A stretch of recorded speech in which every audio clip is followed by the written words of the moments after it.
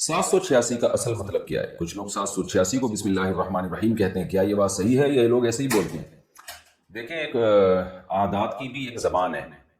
تو اس زبان میں 786 کا مطلب بسم اللہ الرحمن الرحیم ہی بنتا ہے۔ تو پہلے یہ عادات کی جو زبان تھی اس کا بڑا رواج تھا،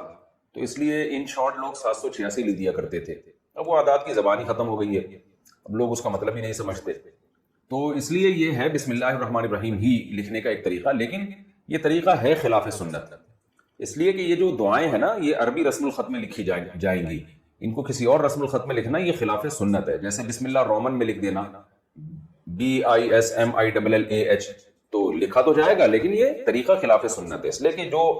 عربی رسم الخط میں جو چیزیں نبی صلی اللہ علیہ وسلم کی جو دعائیں منقول ہیں وہ عربی رسم الخط ہی میں ہیں، تو اس لیے بسم اللہ الرحمن الرحیم اگر کسی نے لکھنا ہو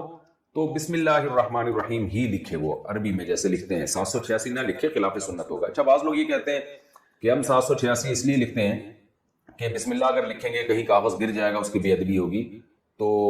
عربی رسم الخط میں لکھیں گے تو 786 لکھ لیتے ہیں، تو یہ بات بھی، یہ دلیل بھی غلط ہے۔ ایک بات تو یہ کہ جب 786 بسم اللہ ہی ہے علم اعداد میں، تو وہ بھی تو پھر بے ادبی ہی ہوگی نا اس کی۔ اور دوسری بات یہ کہ نبی صلی اللہ علیہ وسلم نے غیر مسلموں کو خطوط لکھے، اس میں بسم اللہ الرحمن الرحیم لکھا، حالانکہ وہاں ڈر تھا کہ غیر مسلم اس کی بے ادبی کریں، تو اس بے ادبی کے خوف سے آیتیں لکھنا یا بسم اللہ لکھنا ہی ختم کر دینا یہ اسلام کا طریقہ نہیں ہے۔ ہاں، یہ ضرور ہے کہ جس کاغذ میں بسم اللہ لکھی ہو آپ حتی الامکان اس کا ادب کریں، اس خوف سے اللہ کا نام لکھنا ہی ختم کر دینا یہ عمل ٹھیک نہیں ہے، یہ سنت سے ثابت نہیں ہے۔ ایسے فرض نماز کے بعد سنت نہ پڑھیں تو کیا حکم ہے؟ کیا فرض نماز کے بعد سنت نہ پڑھنا گناہ ہے؟ وجاہت صاحب کراچی سے۔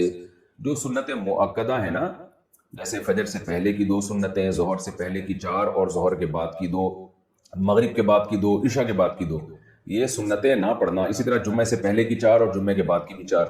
تو یہ شخص قابل ملامت ہے، اس کے بارے میں گناہ کا خطرہ ہے، کیونکہ یہ نبی صلی اللہ علیہ وسلم نے بہت پابندی سے پڑھی ہے، اور فجر کی تو بہت ہی زیادہ تاکید ہے، تو اس لیے ان سنتوں کا اہتمام کرنا چاہیے۔ تو قابل ملامت عمل وہی ہوتا ہے جس میں جو برا عمل کہلاتا ہے، تو